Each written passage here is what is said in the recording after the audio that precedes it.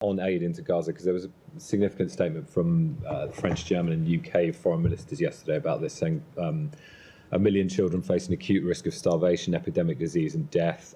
Said the Israeli decision to block aid is intolerable, and Defence Minister Katz's recent comments politicising aid are unacceptable. Called on Hamas to stop diverting aid and to release the hostages. I mean, you've said many times about your position on pressurising Hamas, but I just want to get, and you've talked about it being a North Star to get aid in just now. So what is the work? Are you using your considerable position to ask Israel to lift that blockade? Well, the last part, my considerable position to do what? Is the US using its position, because we haven't really heard about this part of it, to ask the Israelis or to pressure the Israelis to lift the blockade on aid? Well, directly what I can say is the United States supports the flow of humanitarian aid with safeguards to ensure assistance is not diverted, looted, or misused by terrorist groups such as Hamas and the Palestinian Islamic Jihad.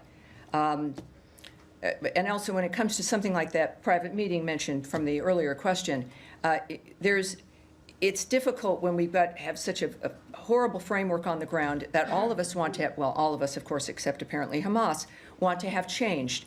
Our commitment remains to get that humanitarian aid flowing. It is the point of a ceasefire, right? It is the point of what the Special Envoy Witkoff has worked for and achieved.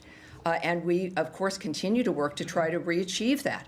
But we support Israel as, of course, the ally that they are. That's, you know, I think our actions speak to the nature of what it is we're committed to. But can I just clarify, because you mention this often about a ceasefire and that appearing to be linked to aid going in.